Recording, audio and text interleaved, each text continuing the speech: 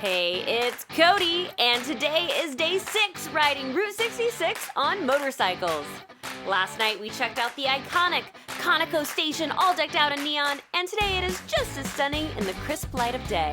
Route 66 only cuts through the topmost part of Texas, so we gotta soak in those good old Longhorn State vibes while we can. Yeehaw! Hey, what's up from the Panhandle? We are in Shamrock, Texas at the Conoco Tower. And today we are cruising all the way to Tulsa, Oklahoma. Maybe we're gonna see Sylvester Stallone. Did you get it? That's a TV show reference. I'm super excited, but first we're gonna get some coffee, because obviously I need it. Oh, push. Candy door. Says push hard. Come on, Chopper. Hi there. Hey, it's Cody. You know me from Easy Riders Magazine and the TV show Mayans MC. But more than just a butt on TV, this butt is riding the Iron Pony all the way across Route 66 with my Iron Puppy Chopper.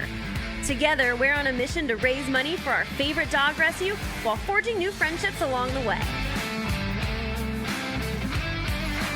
Get ready to shift gears and change lives.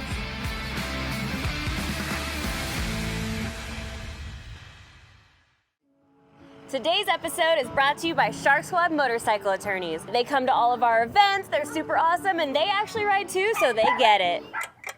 And now for the answer to last week's Iron Pony Express question of the day. If you guessed D, you're correct. Way to go, smarty pants. When we arrived last night, we got to enjoy the neon, but now that it's daytime, the U-drop Inn is actually a functioning cafe and museum. The U-drop is one of the few Art Deco cafes built in the 1930s and stands out from its peers for its cool architecture that's actually featured in the movie Cars. This little guy is ready for some pie, and Miss Oleto was excited to tell us about it. Well, this building was built in 1936. The gas station, the garage, this in here was a Greyhound bus station. The buses would pull in 4, 5, 6, 7 at a time. Over there on the other side of the building, people think it's for the Teslas, but no, Greyhound buses would pull up there. This was a waiting room for the bus station, and it was open till the late 80s. This man right here is the man who had it built in 1936. They started on it like in 34, but it was completed in 36, and that's his wife. He was a rancher, farmer. It's really crazy that they have the Tesla charging stations Yes. out there, because it feels like this was something 100 years ago, and in 100 years, people are going to look at those Tesla stations and be like, those are historic. Those are old. I know it. But it's just amazing. I worked in there when I was in high school, from 63 to 65, till I got married and left. When I got married in 65, my little sister right here, Mary Lou, she took my place.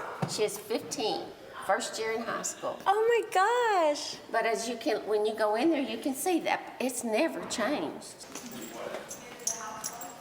The Sun and Sand Motel, and that is still here, but it's called the 66 Inn now. We stayed at the Sands Motel in Grants, New Mexico, and that's also a place that Elvis stayed. Oh, look, the But they plaque. spent the night, and they came in here about 4:30 in the morning and ate breakfast. That's so cool. It is. I love it. Isn't that cute? He just sits there so pretty. Yeah. And that young man right there, this is his cafe. His mama makes all the pies, but he makes all the other sweets, from the cinnamon rolls to the... Cinnamon rolls, that might have my name on it.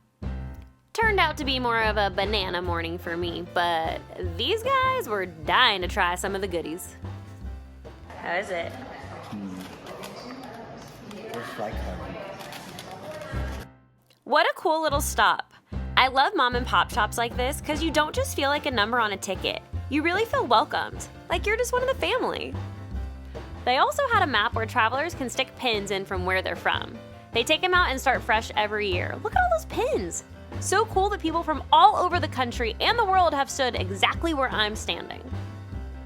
Right there, all the history buffs are gonna be like, that's not history.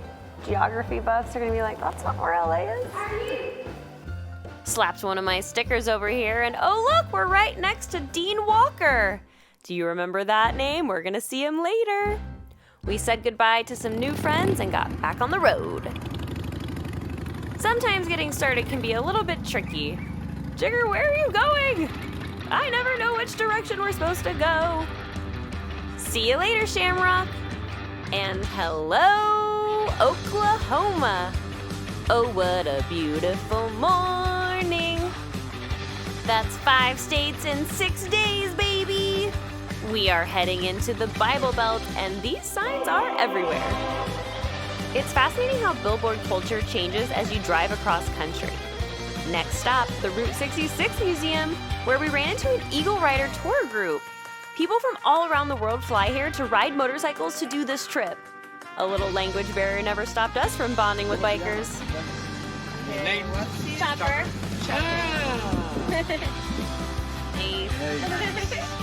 I just got a do-rag. Is that what it's called? Bad to the bone. Does that look cool? What's up? We are here at the Route 66 Museum in Clinton, Oklahoma. Just grabbed a little coffee from the gas station across the street, and as we were pulling up, an Eagle Rider tour pulled up. They're coming from Chicago and going to Santa Monica. I work with Eagle Rider a lot, so it's always really fun to run into them on the street. We just talked to a guy from Argentina, and now let's go inside and look at some motorcycles. Brap, brap, brap. Brap, brap, brap, brap. Come on. Inside, we met Jennifer, who actually did her own Route 66 solo trip a few years ago and was stoked to hear about our charity ride.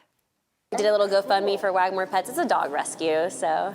Oh, you got me there. Yeah. I'm missing my guy so much right Oh, now. what kind of dog do you have? He's a black lab and mastiff mix. He Oh looks my- like a lab on steroids. Oh all my black. gosh. Gosh, have a safe ride. What's your name? Jennifer. Jennifer, oh, nice to meet you. What was your name? Cody, Cody and Jigger, and Dave. Jigger. And you're the support. Yeah. Another guest book snagging my autograph. Hey, that might be worth some money someday. Come on in. The water's just fine. I never really liked museums as a kid because I thought they were boring, but dang, I love them as an adult. Everybody always asks, where is Route 66? Well, here you go. Originally commissioned on November 11, 1926, Route 66 became the first national highway to cross the Midwestern part of the country from east to west. Historians agree it consists of approximately 2,448 miles from Grant Park in Chicago, Illinois, to the Santa Monica Pier in Santa Monica, California. The route winds through 8 states and 3 time zones, Central Mountain and Pacific. Dude, that means we're driving through 8 states on motorcycles. Whoa, let's keep going. Look at all this cool stuff. The museum has recently been redesigned to give you a more personal journey through the history of the nation's most revered highway. Ooh, XXX. Hey, we were there. When I first moved to Chicago, I had never seen a parking meter because I'm from Southern Illinois and we don't have them. So I didn't even know how to work them because they didn't even take quarters. They only took credit cards, and I had to go ask somebody how to work the meter. Ooh, look, there's a game. It says play. Hello, my name is Corey Hansen, and I live with my family in the Oklahoma Panhandle. Daddy says we must plan carefully. Is this a math question? Bruh. What was it? All right, well, that was fun, and we learned that I don't know math. But I do know how to dance. See you later, alligator. From little cars to big cars, it was time to hit the road once more. But first, we gotta make sure that we're squeaky clean. Catch you next time, Clinton, Oklahoma. Did you see that cop? Fun fact, if you ever see a biker tapping their helmet, that's biker code for there's a cop. So make sure to slow down and don't do anything dumb. Whew! We've ridden nearly 1,500 miles with no days off, and I can't even put into words the feeling of joy and freedom, but also tenacity and discipline that it takes to do this. The cold is really doing a number on my back and shoulders. You can see here I'm in a little bit of pain. But I just take a deep breath and am overwhelmed with gratitude for this experience. And look at Mr. Frog hanging on by a thread. If that isn't a metaphor for life. Riding a motorcycle is way different than being in a car. There's no heat or AC, and there's no protective cage keeping you from the elements. You're on high alert most of the time for your safety, and you're using a lot of brain power as well as body power. Whew, today was kind of kicking my ass a little bit. But after a good stretch, we were ready to go again. We stopped at the Motorcycle Museum in, I don't know where we are, Oklahoma somewhere. And we got some fans of the trailer back there. And Chopper's peeing on some flowers. This next location is a testament to the commercial adoption of the ever-changing Mother Road. In 1921, John and Alice Seba built Seba's filling station to dispense Never Knox gasoline 5 years before Route 66 was certified as a national highway. Then in 1934, as traffic and breakdowns increased along the route, they became the Seba Engine Rebuilding and Machine Shop. That is, until World War II began. Then they became the Seba Manufacturing Company in order to rebuild connecting rods for government vehicles. By 1951, the station changed ownership to Victor and June Briggs, only for Victor to perish in a small aircraft accident, leaving June to run the business herself. But despite the prejudices of operating alone in a male-dominated field, June was recognized in 1960 by both Motor Trend and Hot Rod magazine for her work. Which leads us to 1995, when the station was restored and listed on the Register of Historic Places. Oh, we're seeing a lot of those today.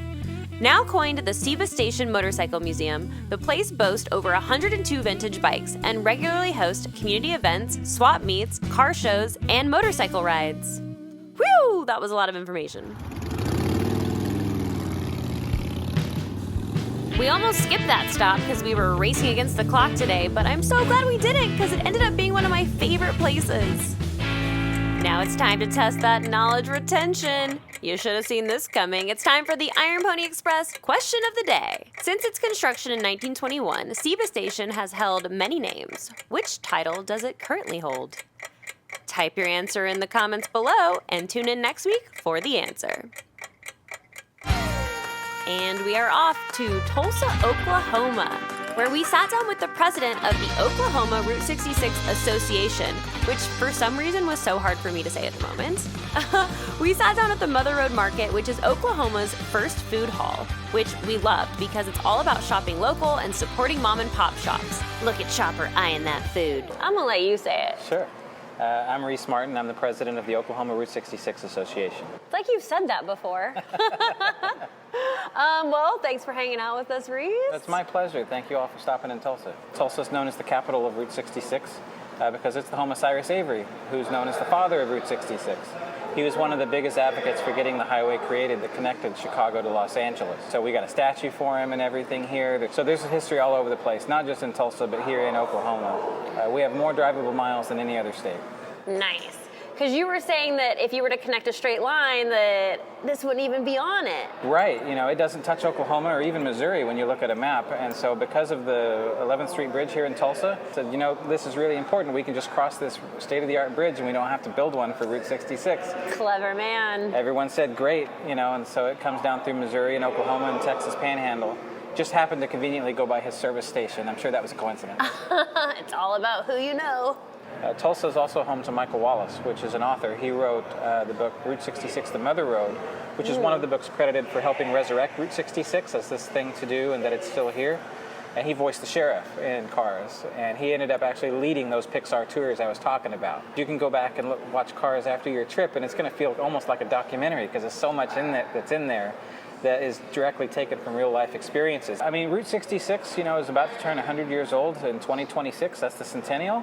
And so you have people from all over the world that are planning their trips. So we just met new friends, Lance Corey with 2 Lane Life, and they're going to do the tour, the 100-year anniversary. He will actually be turning 66.